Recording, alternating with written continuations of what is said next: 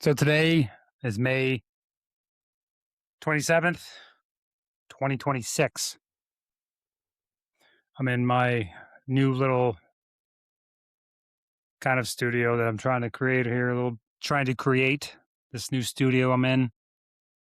It's actually my bedroom. It's spare bedroom I have. I'm going to change it into a little man cave. I got a few things set up in here. I got some new comfortable chairs that I'm sitting on. I got my little firefighter helmet up here, couple hats, a couple things that I've collected over the years from my jobs, or previous jobs and jobs I have now.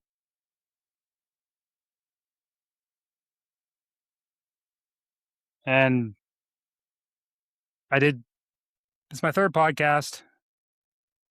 My first one was probably not the greatest. Well, I think it was okay. It wasn't the greatest. I'm still kind of learning. You know, with doing things like this, it's always tough in the beginning. It's a steep learning curve, and you're always gonna suck the first time you do something. So, but I'm gonna try to release one of these once a week. Hopefully it takes off. Hopefully somebody listens to it. I don't know. Don't really care. Maybe it'll help somebody. I don't know. Uh, so my second podcast I did with my father. I think it went pretty good. Still a lot of learning curves.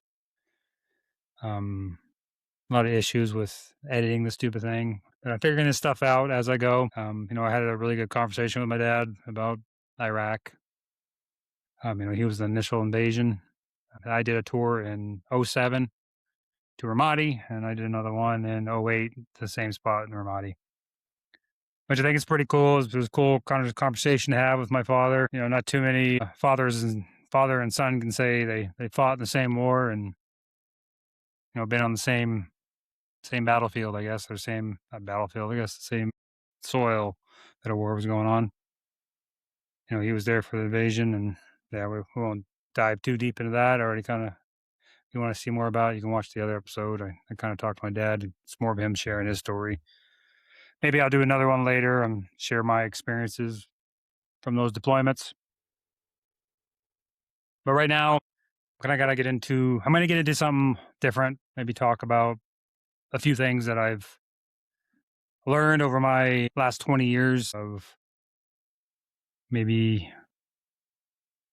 being in some professions where brotherhood is big. So yeah, I'm gonna talk a little bit about brotherhood basically. And I think I've got some pretty good knowledge on what brotherhood really is. As you know already, I did 4 years in the United States Marine Corps. Very big on brotherhood, very big on teamwork and organization and working together. I got out in '09, and then 2012 I went to fire school, got my certification in firefighting, a level 1, level 2, and then I got my hazmat certification. And then I became a professional firefighter in 2013. Well, I came on as a holiday relief and then did that for 4 years. And then I basically became a full time firefighter in 2018, but I was still working full time for the last 4 years. So yeah, I'll just say I've been a firefighter since 2013. Um, so yeah, and that's very big on same thing, brotherhood, very big brotherhood community organization. So yeah, I'm going to talk a little bit about what the difference is between brotherhood and just friendship, and maybe what I've noticed friendship is in the civilian world. So I guess yeah, we'll just dive into that, and I hope you guys enjoy what I got to say. If not, I don't know. Still going to post it. Still going to do this stuff. So listen to it or not, I don't really care. I hope you guys listen to it though, because what's the point of doing all this? I can't reach anybody, but hopefully I do. So yeah. So what is brotherhood? What is brotherhood to me? And what's the difference between friendship to me? You know, when I got out of the Marine Corps, I couldn't wait. I was counting down the days. I didn't wasn't too fond of the whole war in Iraq. And long story what happened there, but maybe I'll once again we'll get to that later. But so, anyways, I got out in 2009, and I thought I was home free. Thought I was done with it. Thought I was in my past. It's gonna go enjoy my life now. But something happened that I didn't really expect or realize that was gonna happen. I missed the brotherhood. I missed the sense of purpose. I missed the shared suffering. And I realized that a lot of people in the civilian world are not like people in the military. I find, friendships in the civilian world to be very shallow, very self-serving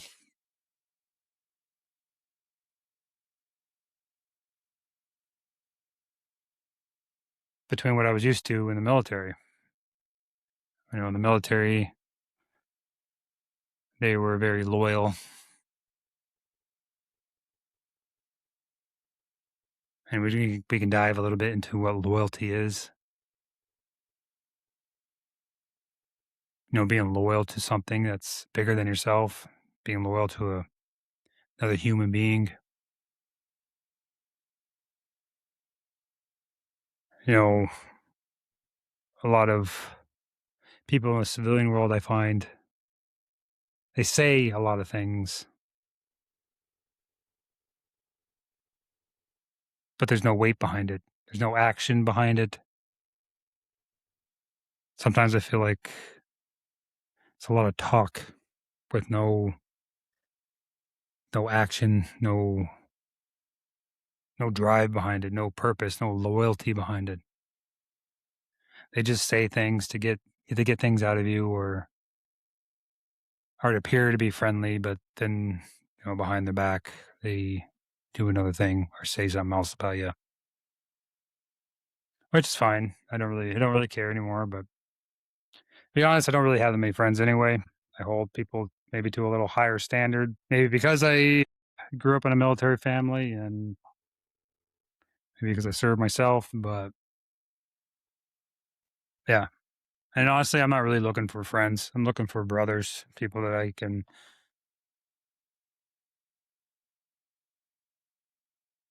trust, pretty much, um,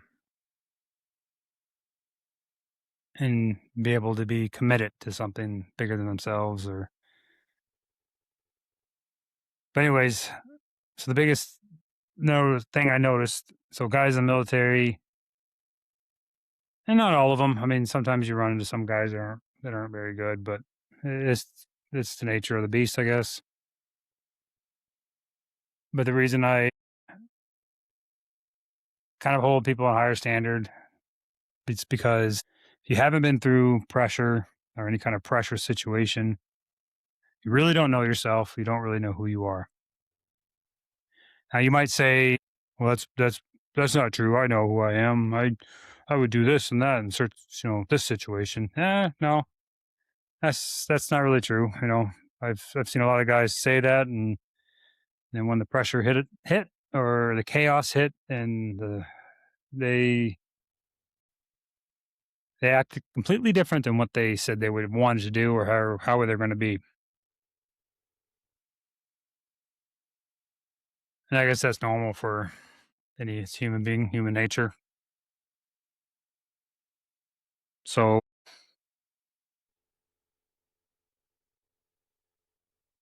so it's hard to call somebody a friend or a brother when they haven't really been tested in that way. They haven't been they don't really know themselves. Like me personally, I can say I know exactly how I'm gonna act in a high stress situation because I've been in one. I know what I'm gonna do, and I'm probably gonna react, and I'm probably gonna try my best to minimize the situation, or yeah, pretty much. Yeah, I know what I'm gonna do in a stressful situation because I've been there. There was a time in Iraq where I probably should have died. I did something I probably should have been killed. And there's been times in the fire department I've done things that were pretty sketchy, but I know how I am. I know myself pretty well. Um,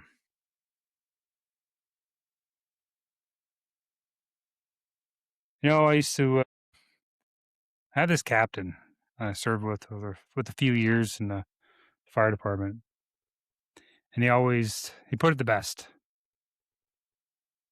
I've ever heard, anyways. So he would always ask people if they're a trench guy,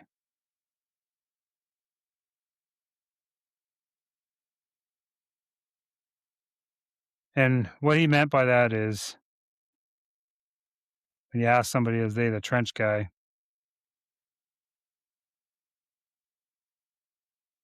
is when things go bad and you're in the trench with your battle buddy. And what a battle buddy is. So when I was in Iraq, a battle buddy would be so anywhere you go in that country, you have a battle buddy, somebody that you're supposed to be with, that's supposed to have your back, have your six. In case anything happens, you're not alone. So if you go you know, take a dump, well, your battle buddy's going with you to take a dump. If you're gonna go shower, your battle buddy's going with you. If you're gonna go eat, your battle buddy's going with you. So, anyways, back to the trench guy. So if you're in the trenches with your battle buddy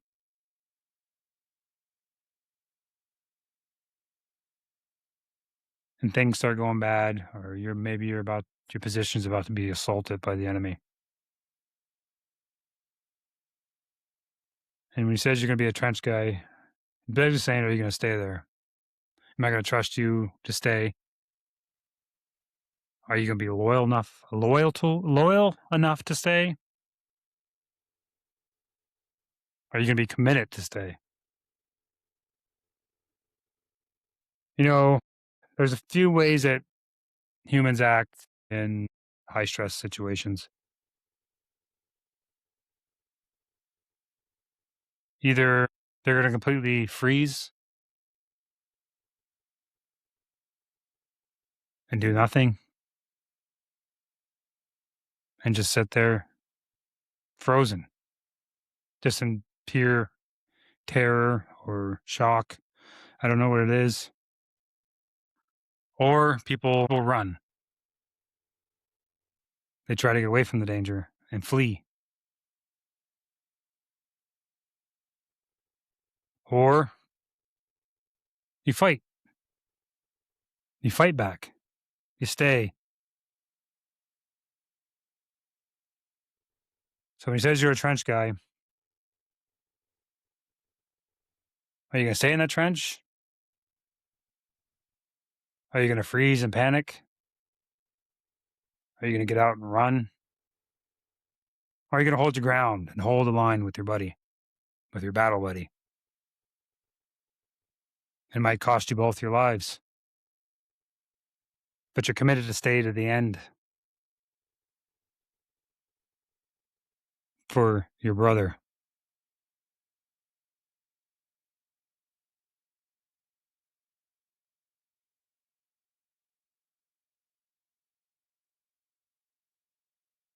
So, I've seen it happen in Iraq. Remember being on a convoy, truck in front of me gets hit. It's about 50 meters ahead of me. 50 to 70, I can't remember. It was pretty far distance, and it was the middle of an open highway. And I remember I have to get out of this vehicle, and I'm searching for secondary IDs, and they're kind of a tactic the enemy like to use. They would hit one of the vehicles and draw U.S. personnel in to help that vehicle, and then set off another one, and maybe kill some of the secondary guys responding to it. So I get out of this vehicle, and I know what has to be done. I've got to cross this open ground and search the secondaries. As I'm doing that, start getting a bunch of small arm fire, a bunch of small arms fire.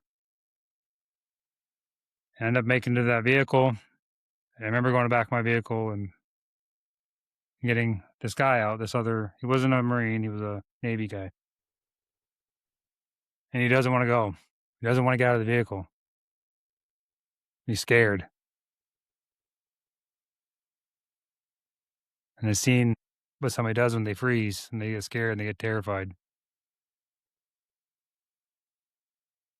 Seen it in the fire department. You know, firefighters will hide away because they don't want to go in the building. They'll act like their mask is broken or the regulator's broken. They talk this big game, say all these all these fires they fought, but then they won't go in. You never see them in the fire.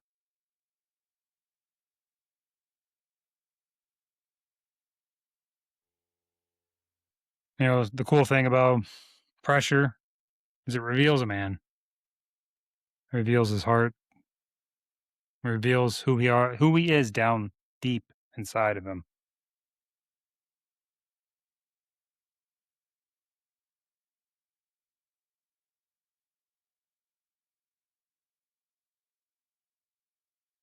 So,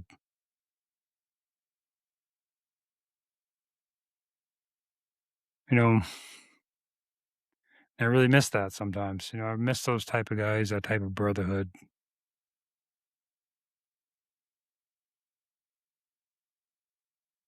that bond, that shared bond through suffering. That's why I think it's deeper than most just friendship. When you talk about brotherhood, you talk about a deep bond that's shared from suffering, from chaos, from violence. And a lot of military guys lose that brotherhood, that sense of purpose and that belonging when they get out. I think that's why a lot of us struggle.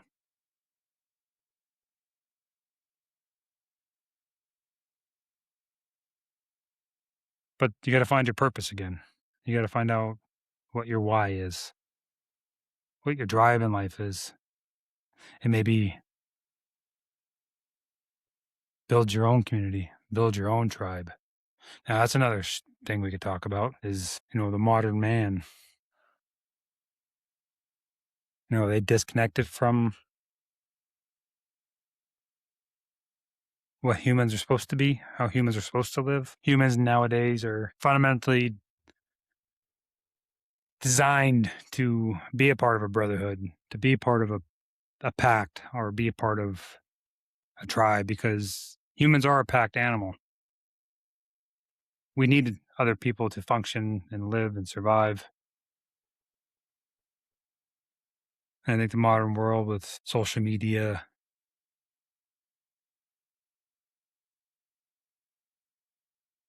everybody's so close. Everybody's so interconnected, but yet disconnected in a lot of ways. 'Cause, if you look at men back in the day, or you can look at tribes, they used to go out and hunt together, go out and fight the other tribe together, protect their family, protect their land.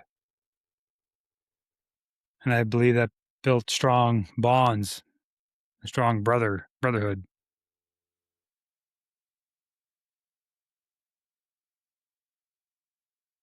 But nowadays, guys get offended by a stupid comment online. We want to argue and fight to be right over the internet, which is kind of funny. I think we're missing that in a lot of modern men nowadays. We're missing a sense of tribe, sense of brotherhood.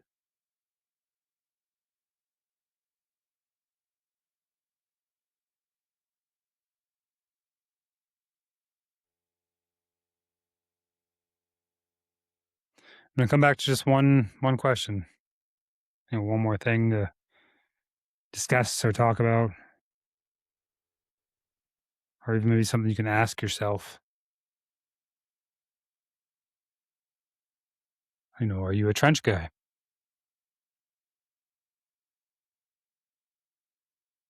Are you a trench guy?